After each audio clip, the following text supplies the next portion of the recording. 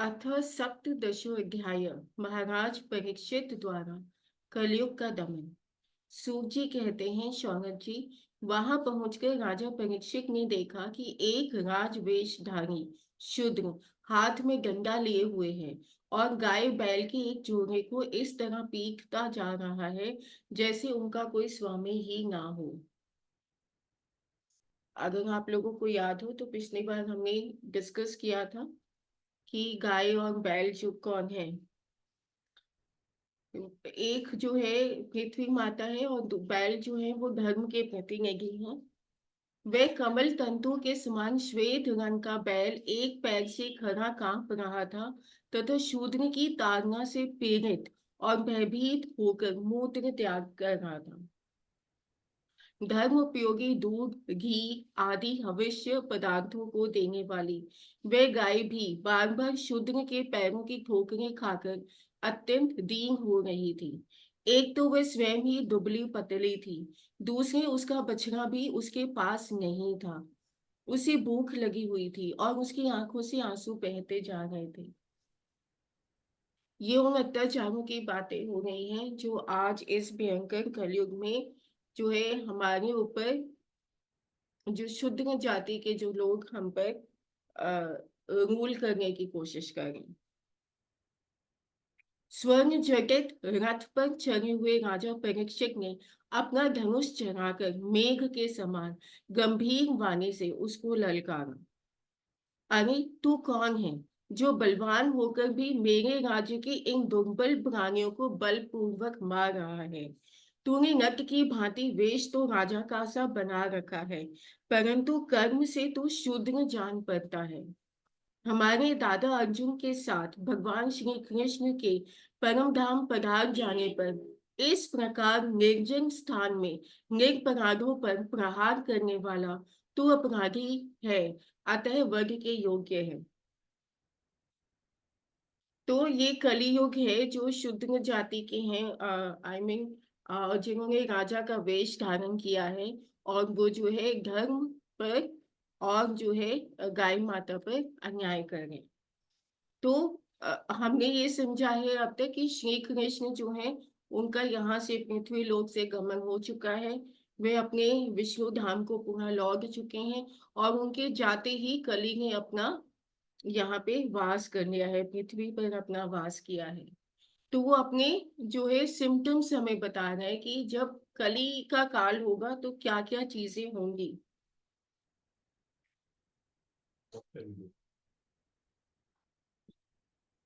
उन्होंने धर्म से पूछा, कमल नाल के समान आपका श्वेत वर्ण है, तीन पैर ना होने पर भी आप एक ही पैर से चलते फिरते हैं। ये देखकर मुझे बड़ा कष्ट हो रहा है। बतलाइए, आप क्या बैल के रूप में कोई देवता हैं? अभी ये भूमंडल कुरुवंशी नरपतियों के बाहुबल से सुरक्षित है। इसमें आपके सिवा और किसी भी प्राणी की आंखों से शोक के आंसू बहते मैंने नहीं देखे। धेनु पुत्र, अब आप शोक ना करें, इस शूद्र से निर्भय हो जाएं। गौ माता, मैं दुष्टों को दंड देने वाला हूँ, अब आप रोए नहीं, आपका कल्याण हो। देवी, जिस राजा के राज्य में दुष्टों के उपद्रव से सारी प्रजा त्रस्त रहती है, उस मत वाले राजा की कीर्ति, आयु, ऐश्वर्य और परलोक नष्ट हो जाते हैं। राजाओं का परम धर्म यही है कि वे दुखियों की का दुख दूर करें। ये महादुष्ट और प्राणियों को पीड़ित करने वाला है, अतः मैं अभी इसे मार डालूंगा। सुंभी नंदन, आप तो चार पैर वाले जीव हैं, आपके तीन पैर किसने काट डाले? श्री कृष्ण के अनुयायी राजाओं के राज्य में कभी कोई भी आपकी तरह दुखी ना हो।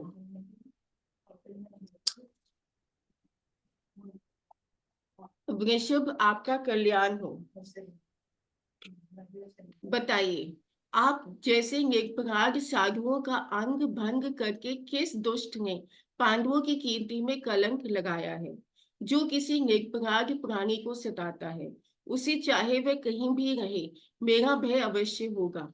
दुष्टों का दमन करने से साधुओं का कल्याण ही होता है। जो उद्दंड व्यक्ति निरपराध प्राणियों को दुख देता है, वे चाहे साक्षात देवता ही क्यों ना हो। मैं उसकी बाजूबंद से विभूषित भुजा को काट डालूंगा। बिना आपत्ति काल के मर्यादा का उल्लंघन करने वालों को शास्त्र अनुसार दंड देते हुए अपने धर्म में स्थित लोगों का पालन करना राजाओं का परम धर्म है। धर्म ने कहा, राजन, आप महाराज पांडु के वंशज हैं।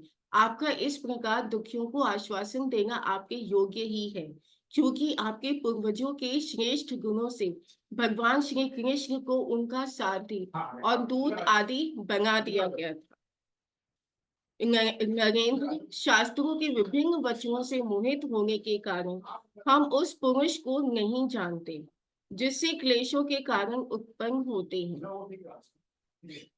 जो लोग किसी भी प्रकार के द्वैत को स्वीकार नहीं करते, वे अपने आप को ही अपने दुख का कारण बतलाते हैं। कोई प्रारब्ध को कारण बतलाता है, कोई कर्म को। कुछ लोग स्वभाव को तो कुछ लोग ईश्वर को दुख का कारण मानते हैं। किन्हीं किन्हीं का ऐसा भी निश्चय है कि दुख का कारण ना तो तर्क के द्वारा जाना जा सकता है और ना वाणी के द्वारा बतलाया जा सकता है। राजर्षि, हम इनमें कौन सा मत ठीक है, ये आप अपनी बुद्धि से ही विचार लीजिए। सूत जी कहते हैं, ऋषि श्रेष्ठ शौनक जी, धर्म का ये प्रवचन सुनकर सम्राट परीक्षित बहुत प्रसन्न हुए। उनका खेद मिट गया। उन्होंने शांत चित्त होकर अब उनसे कहा। परीक्षित ने कहा, धर्म का तत्व जानने वाले वृषभ देव, आप धर्म का उपदेश कर रहे हैं। अवश्य ही आप वृषभ के रूप में स्वयं धर्म हैं।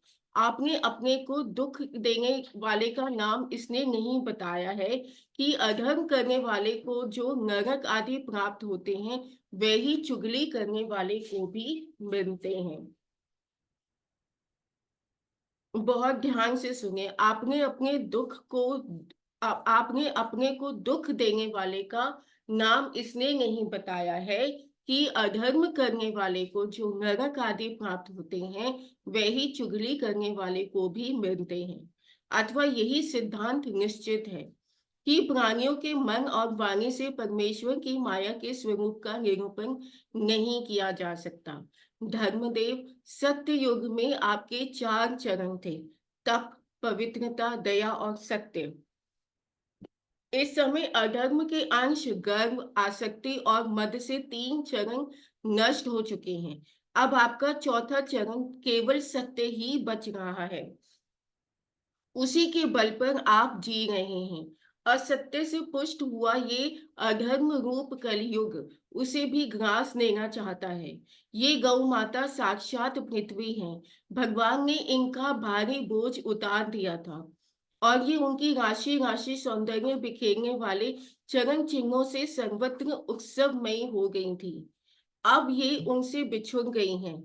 वे साध्वी अभागिनी के समान नेत्रों में जल भरकर ये चिंता कर रही हैं कि अब राजा का स्वांग बनाकर ब्राह्मण द्रोही शूद्र मुझे भोगेंगे। महारथी परीक्षक ने इस प्रकार धर्म और पृथ्वी को सांत्वना दी। फिर उन्होंने अधर्म के कारण रूप कलियुग को मारने के लिए तीक्ष्ण तलवार उठाई। कलयुग तान गया कि ये तो अब मुझे ही मार डालना चाहते हैं। अतः झटपट उसने अपने राज चिन्ह उतार डाले और भय विभल होकर उनके चरणों में अपना सर रख दिया। परीक्षित बड़े यशस्वी, दीन वत्सल और शरणागत रक्षक थे। उन्होंने जब कलयुग को अपने पैरों पर पड़े देखा तो कृपा करके उसको मारा नहीं, अपितु हंसते हुए से उससे कहा। परीक्षित बोले, जब तू हाथ जोड़कर शरण आ गया, तब अर्जुन के यशस्वी वंश में उत्पन्न हुए किसी भी वीर से तुझे कोई भय नहीं है। परंतु तू अधर्म का सहायक है, इसलिए तुझे मेरे राज्य में बिल्कुल नहीं रहना चाहिए। तेरे राजाओं के शरीर में रहने से ही लोभ, झूठ, चोरी, दुष्टता, स्वधर्म, त्याग, दरिद्रता, कपट, कलह, दंभ और दूसरे पापों की बढ़ती हो रही है। अतः अधर्म के साथी, इस ब्रह्मवर्त में तू एक क्षण के लिए भी नहीं ठहरना, क्योंकि ये धर्म और सत्य का निवास स्थान है। इस क्षेत्र में यज्ञ विधि के जानने वाले महात्मा यज्ञों के द्वारा यज्ञ पुरुष भगवान की आराधना करते रहते हैं। इस देश में भगवान श्री हरि यज्ञों के रूप में निवास करते हैं। यज्ञों के द्वारा उनकी पूजा होती है और वे यज्ञ करने वालों का कल्याण करते हैं। वे सर्वात्मा भगवान वायु की भांति समस्त चराचर जीवों के भीतर और बाहर एक रस स्थित रहते हुए उनकी कामनाओं को पूर्ण करते रहते हैं। सूत जी कहते हैं, परीक्षित की ये आज्ञा सुनकर कलयुग सिहर उठा। यमराज के सामने मारने के लिए उद्यत, हाथ में तलवार लिए हुए परीक्षित से वह बोला। कली ने कहा, सार्वभौम, आपकी आज्ञा से जहां कहीं भी मैं रहने का विचार करता हूँ, वहीं देखता हूँ कि आप धनुष पर बाण चढ़ाए खड़े हैं। धार्मिक शिरोमणि, आप मुझे वह स्थान बतलाइए जहां मैं आपकी आज्ञा का पालन करता हुआ स्थिर होकर रह सकूं। सूत जी कहते हैं, कलयुग की प्रार्थना स्वीकार करके राजा परीक्षित ने उसे 4 स्थान दिए। द्यूत, यानी कि जहाँ जुआ खेली जाती है। मद्यपान, जहाँ पे मदिरा पान किया जाता है, यानी कि अगर आपके घर में शराब पी जाती है तो आप समझ जाइए कि आपने अपने घर में कली को शरण दे दी है। स्त्री संग और हिंसा, इन स्थानों में क्रमशः असत्य, मद, आसक्ति और निर्दयता, ये 4 प्रकार के अधर्म निवास करते हैं। उसने और भी स्थान मांगे। तब समर्थ परीक्षित ने उसे रहने के लिए एक और स्थान, सुवर्ण, सुवर्ण मीन्स धन, दिया। इस प्रकार कलयुग के 5 स्थान हो गए, झूठ, मद, काम, वैर और रजोगुण। परीक्षित के दिए हुए इन्हीं 5 स्थानों में अधर्म का मूल कारण कली उनकी आज्ञाओं का पालन करता हुआ निवास करने लगा। अब जरा सोच के देखिए, जिनके घरों में मदिरा नहीं पी जाती होगी, जिनके घरों में आज भी पूजा पाठ होती होगी, उन्हीं के घर में सुख शांति रहेगी। परीक्षित के दिए हुए इन्हीं 5 स्थानों में अधर्म का मूल कारण कली उनकी आज्ञाओं का पालन करता हुआ निवास करने लगा। इसने आत्म कल्याण कामी पुरुष को इन 5 स्थानों का सेवन कभी नहीं करना चाहिए। अब आप कहेंगे कि धन का त्याग कर दे, सुवर्ण का त्याग कर दे। इस पाठ को खत्म करने के बाद मैं आप लोगों को हर एक चीज बताने वाली हूँ। धार्मिक राजा, प्रजा वर्ग के लौकिक नेता और धर्मोपदेष्टा गुरुओं को भी बड़ी सावधानी से इनका त्याग करना चाहिए। राजा परीक्षित ने इसके बाद वृषभ रूप धर्म के तीनों चरण, तपस्या, शौच और दया, जोड़ दिए और आश्वासन देकर पृथ्वी का संवर्धन किया। वही महाराजा परीक्षित इस समय अपने राज सिंहासन पर, जिसे उनके पिता में महाराज युधिष्ठिर ने वन में जाते समय उन्हें दिया था, विराजमान है। वे परम यशस्वी, सौभाग्य भाजन, चक्रवर्ती सम्राट राजऋषि परीक्षित इस समय हस्तिनापुर में कौरव कुल की राज्य लक्ष्मी से शोभायमान हैं। अभिमन्यु नंदन राजा परीक्षित वास्तव में ऐसे ही प्रभावशाली हैं, जिनके शासन काल में आप लोग इस दीर्घकालीन यज्ञ के लिए दीक्षित हुए हैं। इति श्रीमद् भागवते महापुराणे परमहंस्यां संहितायां प्रथम स्कंदे कलि निग्रहो नाम सप्तदशोऽध्याय।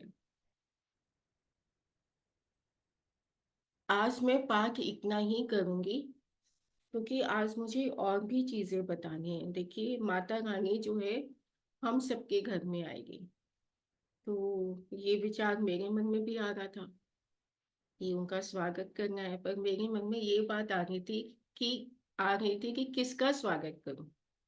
आप ही का घर है, आप ही के घर में आपका स्वागत कैसे करूं। मेरे ही हृदय में पहले से आपका वास है, वहां पे भी आपका स्वागत कैसे करूं। तो क्या चीज है ये। पहले तो मैं बता दूं कि धन में कली का वास है, तो क्या हमें धन नहीं कमाना चाहिए।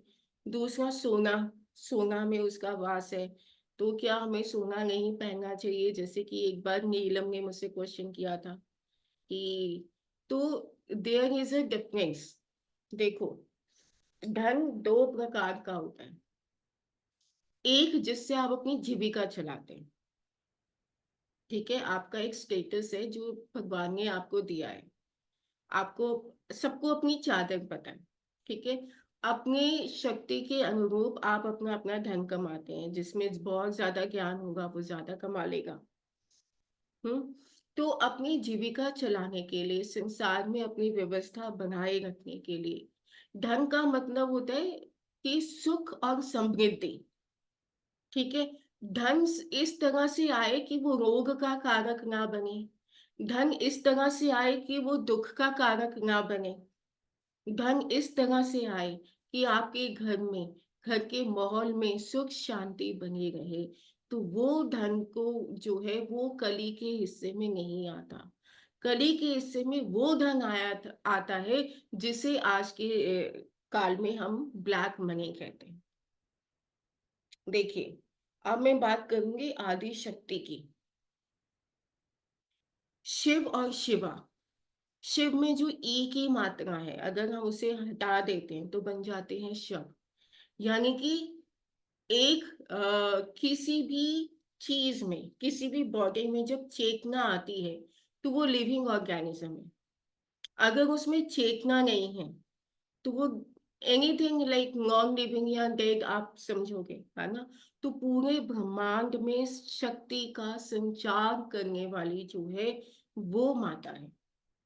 यानी कि वो अधिकार फेमिनिज्म को दिया गया, ठीक है? अब फेमिनिज्म क्या है? देखो, आज पूरे विश्व में जो है युद्ध हो गए। सबसे सेफ कंट्री आज की डेट में इंडिया है। कभी सोचो क्यों? क्योंकि आज भी, हालांकि आज भी यहाँ पर औरतों के ऊपर अत्याचार हो रहे हैं, लेकिन आज भी यहाँ पर देवी माता की पूजा की जाती है। लक्ष्मी का कारक देवी है, शक्ति का कारक देवी है, ज्ञान का कारक देवी है। मीन्स सारी की सारी पावर्स जिसके पास है उसी को तो हम शक्ति बोलेंगे, ठीक है? अब शक्ति क्या है? जो आपकी धरती में जो कलर्स आप देखते हैं, ठीक है, ऊपर से सन की रेज आती है, और जब धरती माता उसको एब्जॉर्ब करती है तो it turns into number of colours. Anant, जब हमने आई के बारे में पढ़ रहे थे, जो सीनियर्स हैं उन्होंने पढ़ा था कि ह्यूमन बॉडी की, ह्यूमन आईज में जो है कॉन्स नाम का सेल होता है जिसकी वजह से हम 1 करोड़ रंग को पहचान सकते हैं। तो ये रंग कहाँ से आए? तो आप देखोगे, एक जो है पुरुष है, एक स्त्री है। आप बाबा भोलेनाथ को देखो, कितने साधारण हैं, ठीक है? लेकिन उन्हीं की जो अर्धांगिनी है, उन्होंने 16 श्रृंगार किए हैं। आप जब भी इनको देखोगे तो आप इस चीज को समझने की कोशिश करो कि जो पुरुष है, ठीक है, वो 1 या 2 रंग में संतुष्ट रहता है, ठीक है? लेकिन एक फीमेल है, अगर वो रोज ब्लू पहने तो वो मेरे ख्याल से 2 दिन भी ब्लू नहीं पहन सकती। ये नेचर है, ये साइंस है, ठीक है? तो हमारे देश में जो है कन्याओं को, चाहे वो बहन के रूप में होती थी, बेटी के रूप में होती थी, बीवी के रूप में होती है, माँ के रूप में होती है, उनको हमेशा जो है अ, किसी ना किसी रूप में गिफ्ट दिए जाते थे। गिफ्ट कैसे दिए जाते थे? या वस्त्र होंगे या गहने होंगे। आजकल तो चलो बहुत इलेक्ट्रिकल चीजें आ गई, पहले क्या होता था?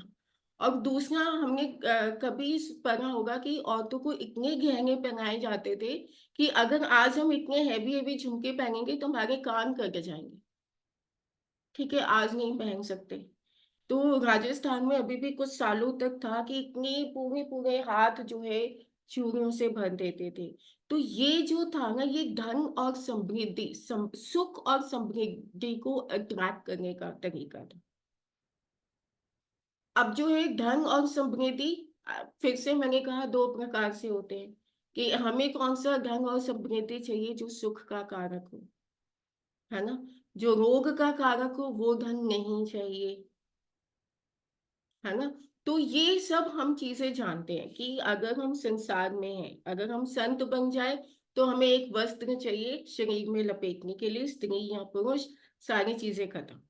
लेकिन हमारा विवाह हुआ है, 5 रिंग जो है हमें चुकाने हैं, जिसमें मातृ रिंग है, पितृ रिंग है जो आपको सोसाइटी में बांधता है, ऋषि रिंग है, गुरु रिंग है, धर्म का ऋण है, ये चुकाने के लिए आपको संसार में रहना है। संसार में रहने के लिए हमें धन चाहिए।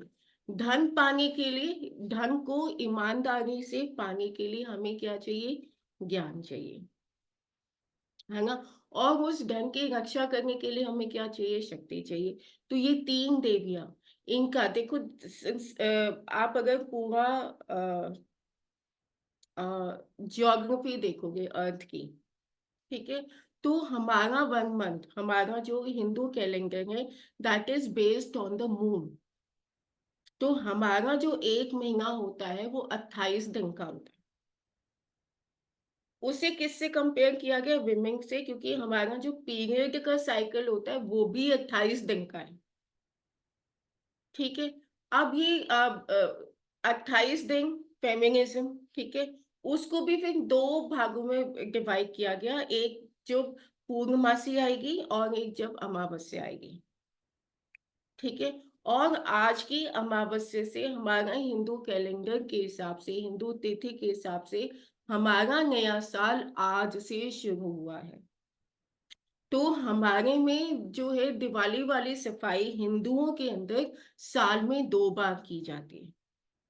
जब जब नवरात्रि शुरू होती है, नवरात्रि से पहले मंदिर और मंदिर के साथ घरों की सफाई की जाती है। जैसे कि घर आंगन में जो है ये 3 चीजें, ज्ञान, शक्ति और समृद्धि, ये तीनों हमें प्राप्त हो। जिसके घर में बहुत ज्यादा गंदगी होगी, जाले वगैरह होंगे, वहां पे धन कभी नहीं टिकता। तो फेमिनिज्म अपने आप में एक शक्ति है, वो शक्ति है जो ब्रह्मांड को कैरी करके बैठी, अपने गर्भ में धारण करके बैठी। तो इस शक्ति को पहचानना, ये हमारा काम है। अब ये शक्ति जो है, अब जो 28 दिन को मैंने जो है पहले कहा कि अ, उसमें भी 14 दिन आपके जो है पूर्णमासी, 14 दिन जो है कृष्ण पक्ष और शुक्ल पक्ष कहते हैं। कृष्ण पक्ष अब अमावस्या के बाद शुरू होगा, शुक्ल पक्ष पूर्णमासी के बाद शुरू होगा। अब इसको भी फर्दर डिवाइड करते हैं तो 7 7 डेज, 4 7 28। तो 1 मंथ कितने डेज का हुआ? 7 वीक के हिसाब से 28 डेज, नॉट 30 और 31। देखो हमारा हिंदू कैलेंडर कितना सटीक है। अब ये 7 दिवस कौन से हैं? रविवार यानी कि सूर्य का दिन, सोमवार, है ना, यानी कि चंद्रमा, मंगलवार मंगल ग्रह, बुधवार बुध ग्रह, ठीक है? फिर गुरुवार गुरु ग्रह जुपिटर, फिर शुक्रवार वीनस ग्रह, शनिवार शनि ग्रह, ठीक है? तो ये 7 आपके ग्रह हैं। तो इनकी अपनी अपनी एनर्जी अपने अपने टाइम के साथ जो है हर एक दिन में हमारे में डोमिनेटिंग होती है।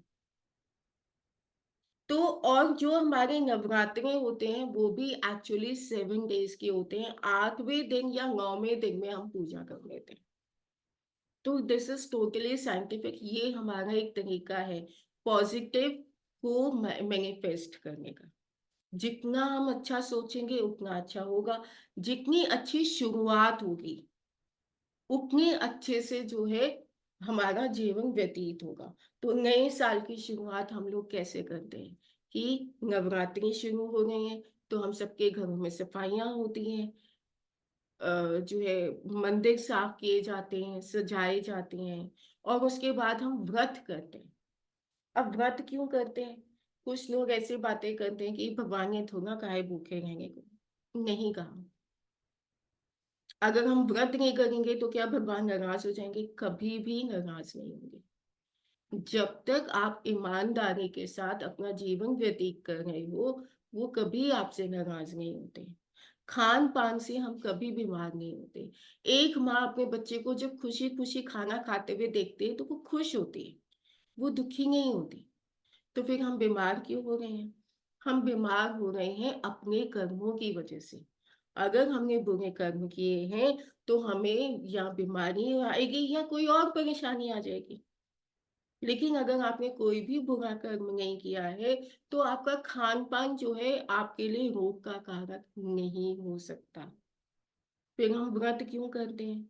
ये व्रत की जो ये जो शुरू हुआ, अब कुछ लोग कहते हैं कि कैंसर सेल्स मर जाएंगे, नेचुरली हम हेल्दी हो जाएंगे, हमारे गट को रिलीफ मिलेगा। ठीक है, ये सब बातें ठीक ही है, लेकिन ईश्वर को अगर आप पाना चाहते हो, देखो आपके पास संसार के सभी सुख हैं। यहाँ पे जो लोग भी भागवतम सुन रहे हैं, वो उनके पास अपना घर है, उनका बैंक बैलेंस है, उनके पास गाड़ियां हैं, सब कुछ है, सारे सुख है। ठीक है, तो फिर हमें व्रत रखने की क्या जरूरत है? कोई जरूरत नहीं है। हमारी लाइफ अच्छी है, और जो है आगे चलती रहेगी। बॉडी की डेथ होगी तो हमें नई बॉडी भी मिल जाएगी, कहीं कोई प्रॉब्लम नहीं है। व्रत रखने का जो रियल मीनिंग है, वो ये है कि ईश्वर की प्राप्ति हो जाए। अब थक गए, बहुत लंबा ट्रैवल किया, इतने करोड़ों बार हमने जन्म ले लिए, कितने लाखों बार हमने जो है मनुष्य योनि में जन्म लिए। अभी और कितने दुख भोगेंगे, अभी और कितने सुख लेने के लिए हम व्यथित होंगे। अगर मुझे राजकुमारी बनकर पैदा होना है, तो उसके लिए भी मुझे किसी रानी माँ के गर्भ में 9 महीने का कष्ट झेलना पड़ेगा। और अगर मैं पैदा हो गई, बहुत सारे सुख भोग लिए, तो कितने दिन भोग लूंगी? 100 साल भी नहीं भोग सकती। फिर मृत्यु आकर मुझे लपेटेगी, बुढ़ापा तंग करेगा, इतने कष्ट आएंगे। ये आत्मा झेल झेल के थक चुकी है। अब आत्मा को भोजन करा देते हैं। तो आत्मा को भोजन कराने के लिए जो है, हमारे ऋषि मुनियों ने नए नए जो है तरीके खोजे, और उन्होंने कभी भी किसी के ऊपर थोपा नहीं कि करना पड़ेगा। नहीं, आपकी मर्जी है, लेकिन अगर हमें ईश्वर को प्राप्त करना है, तो हमें कुछ ना कुछ तो त्याग करना पड़ेगा। जैसे अगर हमें मम्मा से कुछ चाहिए होता था, एक बच्चे को मम्मा को मनाना है कि मम्मा प्लीज मुझे चॉकलेट खानी है, तो मम्मा ना कंडीशन रखते हो कि फिर आप प्रॉमिस करो, आप नीड एंड क्लीन होमवर्क करोगे, या आप ये लेसन याद करके दिखाओगे। या जैसे कभी शिवम कहता था मुझे ये साइकिल खरीदनी है, तो मैं कहती थी प्रॉमिस करो इतने परसेंट मार्क्स लेकर आओगे। तो उतने परसेंट मार्क्स लेके आने के लिए वो तपस्या करता था ना। तपस्या मीन्स क्या? त्याग। किस चीज का त्याग? वो खेल का टाइम जो है त्याग करके पढ़ाई में कंसंट्रेट करता था, और लॉन्ग टर्म में मैं उसका भला कर रही थी, अपने लिए तो नहीं कह रही थी। इसी तरह से जब हम अपनी आत्मा की, अपने आप को दुख से बचाने के लिए भगवान से निवेदन करते हैं, तो हमें उसके लिए, उन्हें मनाने के लिए त्याग करने पड़ते हैं। त्याग का एक और कारण भी है कि आपने पिछले जन्म में बहुत से पाप भी किए होंगे, पुण्य भी किए होंगे। जो पुण्य किए हैं, उसके हिसाब से मुझे जो है संसार में जो है सुख मिले हैं, और जो मैं पाप करके आई हूँ उसके हिसाब से मुझे दुख भी मिले, है ना? तो अब जो है इतने जन्मों के दुख और सुख को कैरी फॉरवर्ड करना मुझे मुश्किल लगता है, मुझसे नहीं होगा। मैं सबको नल एंड वॉइड करना चाहती हूँ। मेरे से अब ये और हिसाब किताब नहीं होते। चलूंगी भी तो पैर के नीचे पता नहीं कितने जीव जंतु मर जाते हैं। तो मेरे से अब ये सब नहीं होगा। अब आत्मा थकने लग जाती है। अब आत्मा को अपना भोजन चाहिए, उसे अपना विश्राम चाहिए। तो ये व्रत नहीं होता कि आप कुट्टू का आटा मंगवा के खा रहे हैं, चलो अब साबूदाने की खीर खा लेते हैं, है ना? नहीं। त्याग का मतलब होता है कि अगर आपकी इच्छा भी हो रही है, तो आप कहते हो नहीं, भगवान के लिए इतना त्याग तो बनता है। और इस घोर कलयुग में आपका छोटा सा त्याग भी आपको फल की प्राप्ति देता है। करके देखना। मैंने इस शक्ति को महसूस किया। वो ब्रह्मांड आपके साथ कनेक्ट होता है। जब आप खुद को छोड़ देते हो, तो आपको संभालने के लिए ईश्वर आते हैं। जब आपके अंदर अहंकार होता है ना, मैं अपने आप को संभाल लूंगी, मैं ऑर्गेनिक फूड खाऊंगी, मैं शिमला जाके रह लूंगी, करके देखो तो भी लोग बीमार होते हैं। शिमला में भी लोग बीमार हैं। गांव में जो प्योर फूड खाते हैं, जो जिनके घर में गाय माता है, वो लोग भी बीमार होते हैं। मेरे पास दूर दूर गांव से भी लोग आते थे इलाज करवाने, वो भी दुखी होते हैं। वो क्यों दुखी होते हैं? तो जो ऑर्गेनिक फार्म का मालिक है, वो दुखी क्यों है? उसके पास तो प्योर एप्पल, प्योर फ्रूट्स आते होंगे ना। वो दुखी क्यों है? तो सब कर्मों का हिसाब किताब है। इन कर्मों का हिसाब किताब से जान छुड़ाने के लिए छोटा सा त्याग होता है कि अब हम आपकी शरण में आ गए। हमें उन्हें बताना पड़ता है कि देखो अब हम आपकी शरण में आ गए। भूख लग जाए तो मन ही मन जो है अपने ईश्वर का ध्यान कर लो। जिस भी ईश्वर की आप आराधना करते हो उसी ईश्वर का की आराधना करो। माता रानी का भी जाप करो। फिर 7 दिन हमारी बॉडी में 7 चक्रास हैं। अभी मैंने आपको 7 ग्रह गिनाए। इन 7 ग्रहों का जो है इफेक्ट हमारे जीवन में भिन्न भिन्न प्रकार से होता है। आपके जीवन में भिन्न प्रकार से होगा, मेरे जीवन में भिन्न प्रकार से होगा। किसी का गुरु उसके लिए बहुत लकी हो सकता है, किसी का गुरु उसके लिए बहुत बेकार हो सकता है। ये आपका जो है ना रिपोर्ट बुक है। आपने पिछले जन्म में जो कमाया उस हिसाब से आपका कोई ग्रह अच्छा होगा, कोई बुरा होगा। तो देखो वो 7 ग्रहों का असर हमारी बॉडी में कहाँ होता है? 7 चक्रों पर होता है। तो जो है एक बहुत अच्छा वीडियो अरुणिमा ने बनाया है, जिसमें तो देखना वो भागवतम में डाला है उसने। मैम दूसरे में तो डाला था। एक बार ना हम भागवत इंटर्नशिप वाले में डाला है। हाँ, भागवतम में भी डालना उसको। तो हम जो हमारा जो संस्कार है, हमारे जो स्वर और व्यंजन है, वो भी जो है बीज मंत्र के समान पावरफुल है। आपके चक्रास जो है, आपके स्वर, जैसा स्वर आप उत्पन्न करते हैं वैसे आपके स्वरों की स्थिति होती है। तो अब स्वर व्यंजन से तो आप गालियां भी बोल सकते हो और भगवान की स्तुति भी कर सकते हो। Choice is yours. तो इफेक्ट उसका क्या आएगा, है ना? किस मौसम का इफेक्ट आपके सैटेलाइट पर कैसे आएगा? ये आपके जो चक्रास हैं ये सैटेलाइट है। इसे आपने वाइब्रेट करना है, ऐसे वाइब्रेट करना है कि कॉस्मिक एनर्जी को आप अट्रैक्ट करो। अब कॉस्मोस में तो विष भी है, अमृत भी है। अब आप जो है विष वाली क्वालिटी डालोगे वो विष को एब्जॉर्ब करेगा। अब आप जो है स्तुति करोगे, है ना? स्तुति किसकी कर रहे हो? ब्रह्मा की कर रहे हो, विष्णु की कर रहे हो, शिव की कर रहे हो। तो वैसी शक्ति जो है आपकी बॉडी एब्जॉर्ब करेगी। तो हमारी संस्कृत भाषा, हमारी हिंदी भाषा जो है, इन सब स्वर व्यंजन ये सब के सब अपने आप में पावरफुल बीज मंत्र हैं। तो अगर हम हिंदी भाषा बोलते हैं तो हम उससे क्या करते हैं? अपने चक्रास को बेटर करते हैं, स्टिमुलेट करते हैं। और इतना स्टिमुलेट कर सकते हैं कि वो एनलाइटन हो जाए। इसलिए आप देखोगे जब भी हम बहुत पुराने जमाने की कोई मूवी देखते हैं और ब्राह्मण देखते हैं, तो ब्राह्मण कंटिन्यूअसली चैंट करते रहते थे, कोई ना कोई मंत्र का जाप करते रहते थे। तो हमें भी यही करना है। अभी ये 7-8 दिन माता रानी के मीन्स पवित्र दिन है। हमारे हिंदू कैलेंडर के हिसाब से नया साल शुरू हो रहा है। तो नए साल की शुरुआत जो आज से हो गई, है ना? कल पहला हमारा व्रत होगा। व्रत किस चीज का? खाना नहीं खाना जरूरी नहीं है। कोई डायबिटिक है, डॉक्टर ने बोला होगा आप भूखे नहीं रह सकते।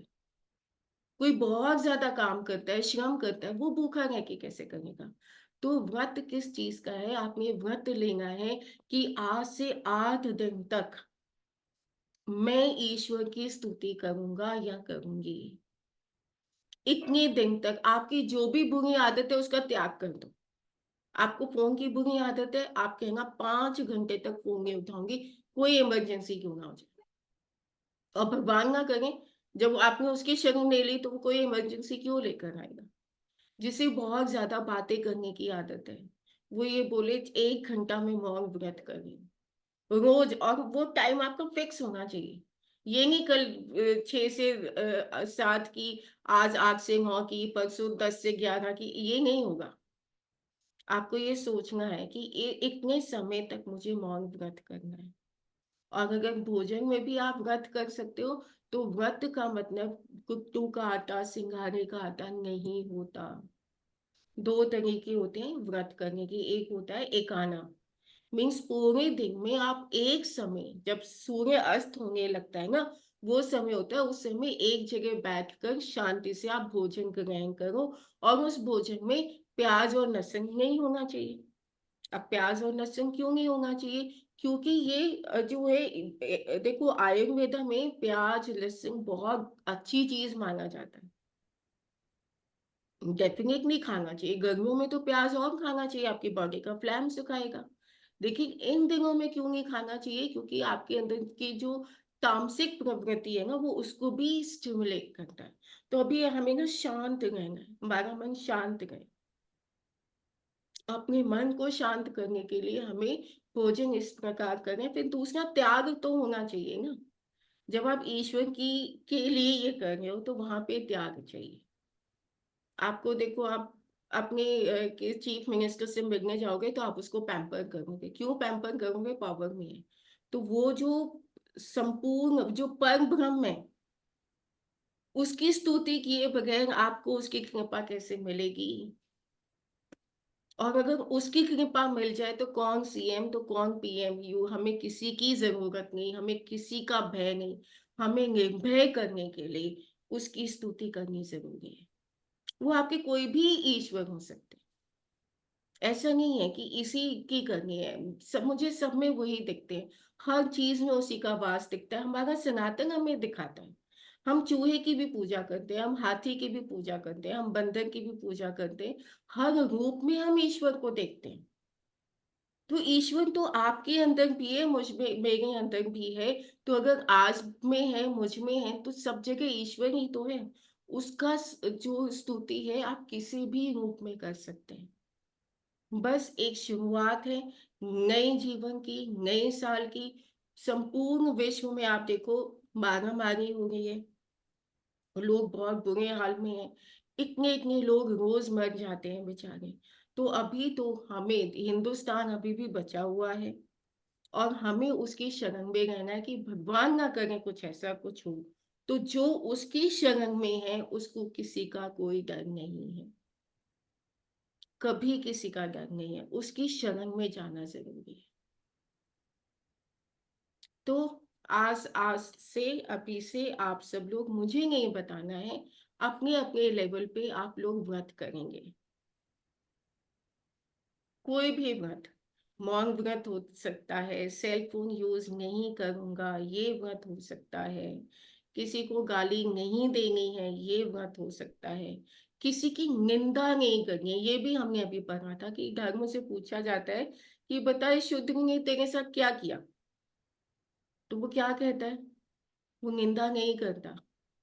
क्यों? क्योंकि सच में मुझे भी नहीं पता था, हमने तो सीखा ही नहीं। हमने तो बचपन में कभी हम उसकी बुराई करते हैं, कभी उसकी बुराई करते हैं।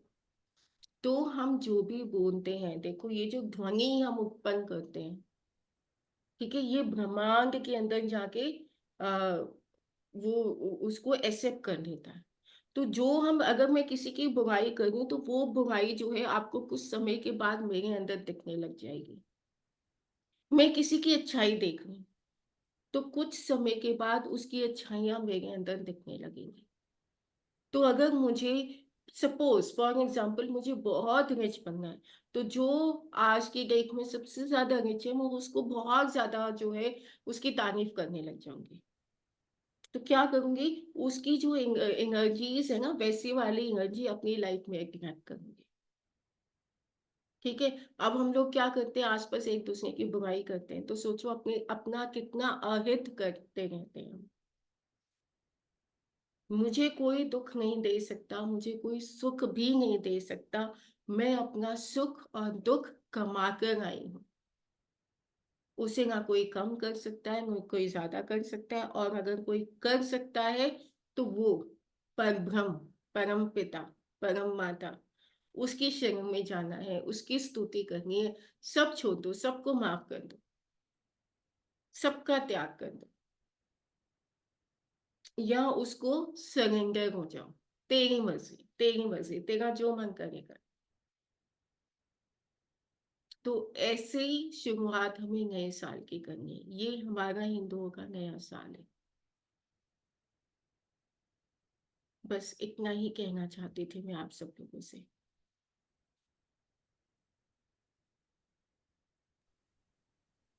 Any questions? Happy new year ma'am. Happy new year. Ma'am मेरा क्वेश्चन ये है कि फीमेल्स को इतना माना जाता है बट फीमेल्स की लाइफ इतनी टफ क्यों होती है? कलयुग है ना। ये दुर्योधन ने शुरुआत की थी इसकी। इसलिए तो दुर्योधन का अंत जो है बुरा हुआ। देखो वो लेसन भी दे दिया गया था, क्योंकि अच्छा एक कहानी सुनाती हूँ। एक राक्षस ने तीन पुर जो है ब्रह्मांड में, जैसे हमारे प्लैनेट्स है ना, इन्हीं के बीच में जो है तीन पुर को स्थापित कर दिया। तो उसे कहा गया त्रिपुर। वो त्रिपुर इतने पावरफुल थे ना, अब जो है कोई भी उस त्रिपुर का नाश नहीं कर सकता था। लेकिन उस त्रिपुर के होने से जो ब्रह्मांड की जो व्यवस्था है ना, वो सारी खराब हो गई थी।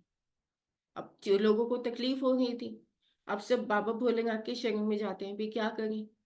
तो बाबा भोलेनाथ कहते हैं एक पर्टिकुलर टाइम आएगा जिस समय ये त्रिपुर जो है एक ही बाण से एक ही समय में जो है खत्म हो जाएंगे, उस समय का इंतजार करो। लेकिन उस समय में भी अगर उन तीन पुर में कोई अन्याय नहीं हो रहा है, सब धर्म की शरण में है, तो भी तो उस समय उस त्रिपुर का नाश नहीं हो सकता। तो जो है मैं दानव जो है वो आर्किटेक्ट है असुरों के, हमारे विश्वामित्र हैं देवों के।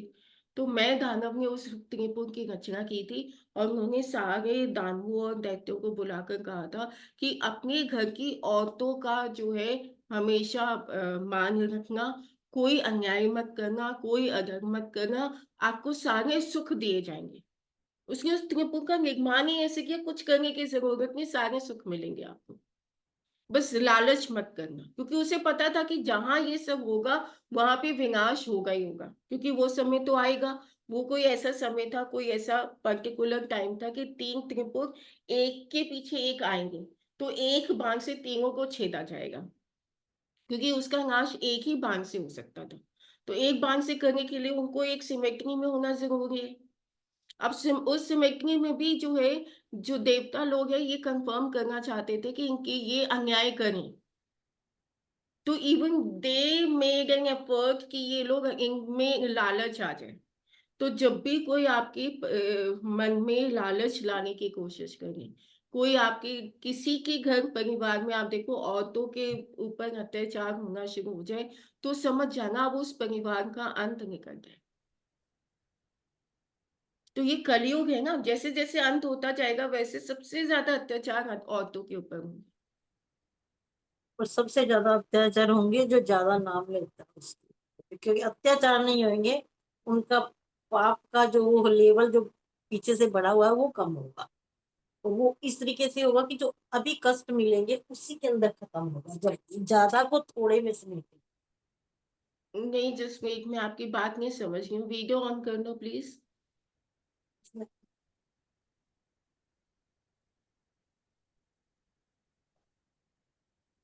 मैं ये पूछना चाह रही हूँ मैम, ज्यादा पाठ करने वाला बंदा भी जो ज्यादा पाठ पूजा वाला था वो क्यों परेशान होता, उसके लिए बताओ।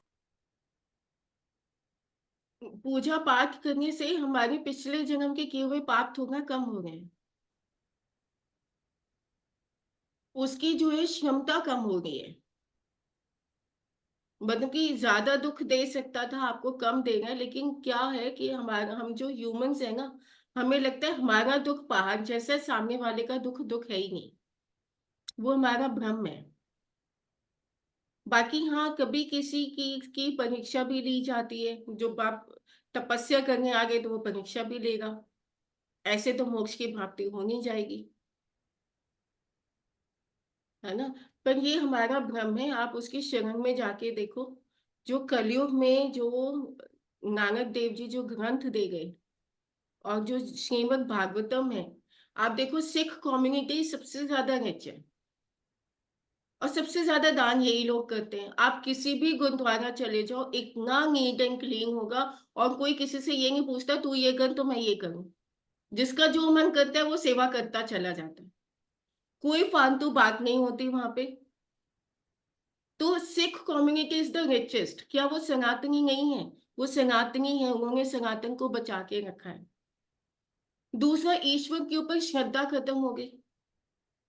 ईश्वर ने मुझे जैसा बनाया है, मैं अपने आप में एक उसकी कला हूं, तो उसकी कला जो है सुंदर ही तो हो सकती है ना। तो हमारे में बहुत सारी चीजों को पाप माना गया। हम लोग बाल कटवाते हैं, वैक्सिंग कराते हैं, सारी चीजें आजकल जो है, हमें लगता है इसके बिना तो यूं चीजें वो हैं। तो वो ये कहते हैं कि आप उस पे जो है श्रद्धा रखो तो पूरी तरह से रखो ना। तो एक संत जो है एकदम सादगी को ग्रहण करता है, मैं जैसा भी हूं तेरा हूं। तो उसकी सबसे पहली कंडीशन ये है कि मुझे समर्पित हो जाए। अब मुझे नहीं फर्क पड़ता, मुझे देख के वो क्या बोल रहा है, वो क्या बोल रहा है। मैं वैसे ही होंगी जैसे मुझे अपने जो है अंतरात्मा जिससे मेरी खुश होती है। But still being a female, अब यहाँ पे थोड़ा सा है आपके ग्रंथ में, हमारे ग्रंथ में, हमारे में स्त्रियों को बहुत सजने संवरने के लिए कहा जाता है। और इस चीज को मैं बार बार एनलाइटन कर रही हूँ, क्योंकि क्या हो रहा है कि हॉर्मोन्स जो है आपके भाव के हिसाब से आपकी बॉडी में सिक्रीट होंगे। अब मैं जीन्स टी शर्ट पहन लूं, कोई मेकअप ना करूं, सारे गहने उतार दूं, मेरे चाल में फर्क आ जाएगा, ठीक है। मेल वाला बिहेवियर आएगा। आप सब लोगों ने इस चीज को एक्सपीरियंस किया होगा, कह दो नहीं किया तो, ये बात तो ठीक। है ना। तो वो हॉर्मोन्स आपने हिलाए कि नहीं हिलाए। तो हमारे में जो लड़कियां हैं भी, उनके माथे पे बिंदी होनी ही चाहिए, उनके गहने होने चाहिए, गला खाली नहीं होना चाहिए, कान खाली नहीं होना चाहिए। और भगवान ने दिया है तो सोना पहनो, नहीं तो पीतल का पहनो, क्योंकि आप ही लक्ष्मी, सरस्वती और शक्ति के स्वरूप हो। और आप अपनी फैमिली के प्रोटेक्शन के लिए हो, या तो आपने जो है शादी नहीं की, आपने संन्यास ले लिया, फिर आपको कुछ नहीं करना चाहिए। और मैंने तो देखा जो सन्यासिनियां हैं आजकल, भगवान मुझे माफ करें, उन्होंने भी खूब मेकअप किया होता है, जो यूट्यूब में पॉडकास्ट कर रही होती हैं बीइंग एस्ट्रोलॉजर। श्रृंगार करना है लेकिन उसको ओवरलोडिंग नहीं करना, यूं ओवर शाइनिंग नहीं करना है। श्रृंगार का मतलब होता है कि बालों में कुछ हो, है ना, गले में कुछ हो, कान में कुछ हो, चूड़ियां होनी चाहिए, पाजेब होनी चाहिए। तो आपके हॉर्मोन्स इम्बैलेंस ना हो जाए। ओवरलोडिंग तो गहनों से हम नहीं हो सकते, पता चले कि चोर डकैत हो आ गए हमारे घर में, है ना।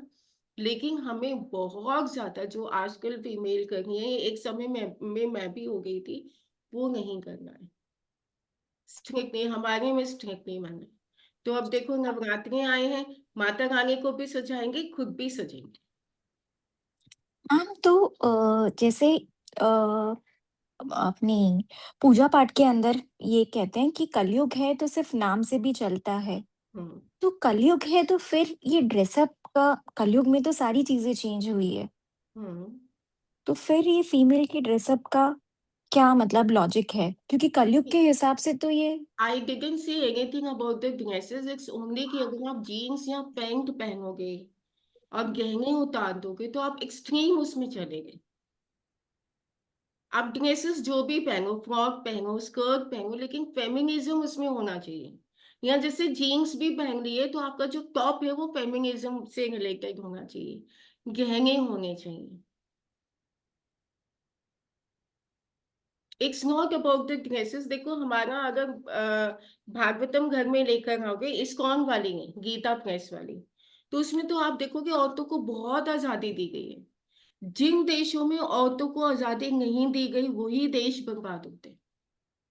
जहां पे औरतों का गला घोट दिया जाता है ना, कि आपके सिर से दुपट्टा ही नहीं हटना चाहिए, क्यों भाई, मैं भी बॉडी हूँ, आप भी बॉडी हो, आप उसको उस तरह से लेते क्यों हैं? इसका मतलब there is no difference between animal and humans. Difference क्या है? हमारा सनातन क्या बोलता था कि सिर्फ जो है संतान की प्राप्ति के लिए मेल और फीमेल जो है, they use to unite themselves only once और ट्वाइस अ ईयर। ऐसे योगानंद ने जो है अपनी किताब में मेंशन किया है। उनका एक पर्टिकुलर ईयर होता था, वो सब जो है सनातन पे based, all science based. But we are not animals ना। आजकल क्या कहते हैं कि अगर हम रोज सेक्स नहीं करेंगे तो हमें डिप्रेशन हो जाएगा, एंजाइटी हो जाएगी, क्या बोल रहे हो? हम क्या एनिमल्स हैं? नो। हम जो भी काम करेंगे मर्यादा में रह के करेंगे। This makes me different from animal. और मर्यादा क्यों दी जाती है? मर्यादा नहीं होगी तो क्या होगा? देखो आज अगर हो रहे, घर नहीं बस रहे, घर बसते हैं तो बच्चे नहीं होते। Every other female is suffering from PCOD. सोचूंगा क्यों? अब तो मैं स्पेशली सब लड़कियों को बोल रही हूँ, भाई चांदी की पाजेब पहनो। वी आर पिथ। मुझे ज्यादा स्पाइसी खाना चाहिए, मेल को स्पाइसी खाना नहीं चाहिए होता, फीमेल को चाहिए होता है। मैं पित्त बॉडी हूँ, तो मैं पित्त के हिसाब से रहूंगी ना। I need more colours. मैं रोज लाल रंग भी नहीं पहन सकती, रोज नीला रंग भी नहीं पहन सकती। तो ये आपको सनरेज हमेशा व्हाइट कलर की दिखेगी। उसका इफेक्ट जब धरती पर आता है तो धरती पे you see different colours of flowers, different colour of leaves. आपको जो है नेचर में कितने प्रकार के रंग दिखते हैं। तो वो पृथ्वी, अगर पृथ्वी में भिन्न प्रकार के रंग नहीं होंगे तो वेजिटेशन, क्लाइमेट सब खराब हो जाएगा। वही प्रवृत्ति मेरी भी है, मैं प्रकृति हूँ, है ना। तो प्रकृति को बैलेंस्ड होके चलना पड़ेगा। फैशन के लिए नहीं करना है। लिपस्टिक फैशन है, काजल फैशन नहीं है। वो रिक्वायरमेंट है बॉडी की। जो पाजेब है, जो कमरबंद चांदी की पहनी जाती थी, सोने की नहीं पहनी जाती थी, वो आपके पित्त को बैलेंस करने के लिए होती थी। अगर आज आप पहनना शुरू करो, देखो आपकी यूटिनस की बहुत सारी प्रॉब्लम्स खत्म हो जाएंगी। राजस्थान में चांदी पहना जाता है, क्यों? इतनी गर्मी है, सोना तो गर्म होता है, ठंडी क्या होती है? चांदी। तो उनको चांदी पहनाया जाता है। फैशन एक होता है फैशन के लिए, शो ऑफ के लिए, फिर हम क्या करते हैं, वो चमकदार पता नहीं क्या क्या लगाना शुरू कर देते हैं, भर भर के, टू मच ऑफ मेकअप। एक वो लगाया, फिर उसके ऊपर दूसरी क्रीम लगाई, फिर तीसरी क्रीम लगाई। क्या कर रहे हो? किस सच को छुपा रहे हो आप? आपको नहीं लगता वो ईश्वर का अपमान है? बिलीव इन हिम, उसकी कला है हूं मैं। अगर मैं उसकी कला हूं तो मुझे अपने आप पे विश्वास है। तो वो, उसको हम ना झूठ बोलते हैं। तो श्रृंगार करना है, लेकिन शो ऑफ के लिए नहीं करना है, धर्म के अनुसार करना है, मर्यादा में रह के करना है। And ma'am, how it is decided that I'll be born as a female or a male, like as per our karmas? As per the karmas, पहले हाँ, हम लोग फीमेल होते हैं। पहले मैंने कहा कि एनिमल्स के बाद जब हम ह्यूमन योनि में आते हैं, ठीक है। ह्यूमंस में आप देखोगे जो भी बहुत छोटे लेवल के लोग होते हैं, स्वीपर्स, जो अनपढ़ होते हैं, बहुत गरीब होते हैं, है ना। और जो स्वर्ग से आते हैं, जन्म लेंगे, उनका भी पुण्यशील हो गया। तो वो लोग कहाँ जन्म लेंगे? वो सीधा किसी राजघराने में जन्म लेते हैं। This is the difference. अब मैं तो नीचे से ही ऊपर आई हूँ, ठीक है। ऊपर से तो नीचे नहीं टपकी, किसी राजघराने की नहीं हूँ, नीचे से ही ऊपर आई हूँ। तो किसी जगह में मैंने स्वीपर का भी काम किया होगा। एक ही बार में ज्ञान नहीं मिलता, जन्मों का है। फिर उसमें क्या होता है कि फीमेल और मेल, फीमेल जो है बाद में आफ्टर डेथ अगर उसका रीबर्थ है तो मेल में कन्वर्ट हो जाएगी, अगर उसकी बहुत ज्यादा आसक्ति अपने अ, जो है हस्बैंड की तरफ है, या हस्बैंड जो है फीमेल में हो जाता है, या अगर दोनों ही तपस्या करके देह का त्याग करते हैं, जैसे कि पिछली बार मैंने वर्णाश्रम की बात की थी, ठीक है। तो उसमें जो है पहले जो है पुरुष अपने देह का त्याग करता है, जो उसकी अर्धांगिनी होती है वो उसको पीछे पीछे फॉलो करती है, उसी अग्नि में अपने आप को भी स्वाहा करते हैं, जैसे हमने सती प्रथा कहा, ठीक है। उसको फॉलो करने का पर्पस ही यही होता है। आज के जमाने में हम नहीं करेंगे, आई मीन भगवान ना करे किसी का पति शराबी है ना, बहुत बेकार, वो दुष्ट है, जो भी है, वो तो उसकी अर्धांगिनी सती नहीं बन सकते, उसको बनना ही नहीं चाहिए, क्योंकि जहां पुरुष जाएगा वहीं उसकी अर्धांगिनी जाएगी। लेकिन अगर किसी का पति बहुत ही ज्यादा सात्विक है, साधु है, संत है, तो उसकी अर्धांगिनी को सती प्रथा करनी चाहिए, सो दैट उसके पुण्य में उसको भी लाभ मिले। अब इसी प्रकार मेरे घर में मैं बहुत पूजा पाठ करूंगी तो इसका लाभ मेरे पुत्र को भी होगा, मेरे स्वामी को भी होगा। तो दोनों एक दूसरे के पूरक हैं, दैट्स इट।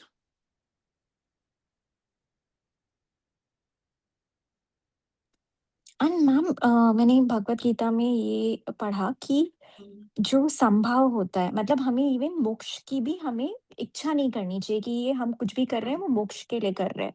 हमें हर चीज के अंदर एक संभाव रखना चाहिए, राइट? तो आपने जो मोक्ष का बोला कि हम जो व्रत रखें वो इस इच्छा से रखें कि हमारी ये जन्म मृत्यु की जो साइकिल है वो क्लोज हो जाए, पर हमें तो उसकी इच्छा रखनी ही नहीं है। आप वहां तक पहुंच गए। मतलब क्या होता है कि जब आपकी सारी इच्छाएं खत्म हो जाती है ना, वहां तक अभी हमारी यात्रा हुई नहीं, उस लेवल तक हम नहीं पहुंचे। जब आपने मुझे ज्वाइन किया था आपको एक्यूप्रेशर के बारे में कुछ नहीं पता था, ठीक है। अब जब आप डिप्लोमा में आए हो, आपको ओवरव्यू मिल गया, तो नाउ यू नो बेटर कि आपको क्या चाहिए। तो अभी हमने ना ज्ञान के सागर में ना सिर्फ अपने पैर भी नहीं गीले किए। जब हम घुटनों तक पहुंच जाएंगे ना, तो ये चीजें ऑटोमेटिकली आपके अंदर आएंगी कि अब आपको कुछ भी नहीं चाहिए। आप सरेंडर हो जाओ। आई से दैट ऑल्सो, सरेंडर हो जाओ। आपकी मर्जी। जन्म लूंगी तो आपकी मर्जी होगी, सुख मिलेगा आपकी मर्जी होगी, दुख मिलेगा आपकी मर्जी होगी। अब मेरी मर्जी नहीं चलेगी, अब उसकी मर्जी क्या होगी, है ना। तो समर्पित की भावना, और जो सच्चा भक्त होता है ना उसे सच में मोक्ष नहीं चाहिए होता। उसे ये चाहिए होता है कि मैं किसी भी लोक में आप मुझे ट्रांसफर कर दो, मैं जिस भी हाल में मुझे रख लो, पर ये मेक श्योर करना कि मैं आपकी भक्ति कर रहा हूँ। क्योंकि अगर मैं आपका भक्त हूं तो मैंने सुअर की योनि भी ले ली है ना, तो भी मुझे कोई डर नहीं, कोई परवाह ही नहीं किसी चीज की।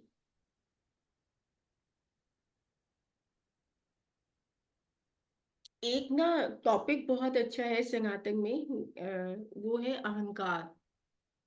अहंकार मतलब आप अपने स्वार्थ से परे हो गए, अहंकार का त्याग, है ना। अहंकार क्या है कि अगर मैं ये कहती हूँ कि हर वेडनेसडे मैं आप लोगों को भागवतम का पाठ कराऊंगी, ये अहंकार है। मैं एवरी सैटरडे संडे आप लोगों को एक्यूप्रेशर का ज्ञान दूंगी, ये अहंकार है। इट्स अ डीप टॉपिक, पता है रात के 11 बज जाएंगे। Do remind me in the next class, हम इस टॉपिक को लेंगे। एक कथा हम भागवतम की करेंगे, फिर हम देखेंगे कि अहंकार का स्वरूप क्या है, पहले उसको जानेंगे तभी तो उससे मुक्ति मिलेगी ना। उसको जाना ही नहीं तो उससे मुक्त कैसे होंगे। तो ये वाला एक बहुत इंटरेस्टिंग टॉपिक है। प्लीज मुझे एक दिन पहले रिमाइंड करा देना नीलम, ठीक है। तो हम उस टॉपिक पे नेक्स्ट क्लास में, बहुत ही लंबा टॉपिक है लेकिन हम डिस्कस करेंगे, ठीक है। अभी भी देखो मैं अहंकार करी हूँ, मैं बताऊंगी, मैं कुछ नहीं बताऊंगी। उसकी कृपा चाहेंगे कि वो ऐसा कुछ करे कि हमें इस ज्ञान की प्राप्ति हो। चलिए ठीक है, आज की क्लास यहाँ खत्म करते हैं। नमस्ते मैम। वेरी ट्रू, नमस्ते। बहुत अच्छा लगा, बहुत बहुत ही आई अच्छा वॉज लगा। मुझे सिर्फ मिसिंग यू। सुनना ही अच्छा है। सुनना ही एक मतलब अपने आप में ना, बस उसके बाद कुछ और चाहिए ही नहीं होता है, अपने आप मन शांत हो जाता है। बहुत बहुत अच्छा लगता है, बहुत ही अच्छा लगता है, मतलब मैं वर्ड्स में एक्सप्लेन नहीं कर सकती इसको। All gratitude to Baba Bholenath, yes सब यस, उसकी कृपा है। ट्रू मुझे मैम। आज मैसेज सुन के लग रहा था, बट द पॉइंट इज कि 1 बजे मैं कर नहीं पा रही थी, मुझे ट्रैवल हाँ करना पड़।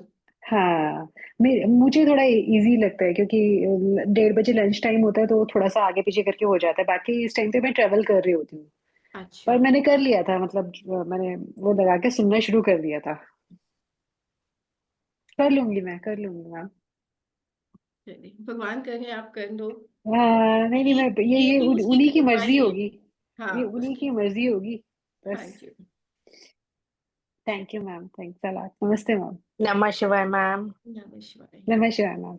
नमः शिवाय। नमस्कार।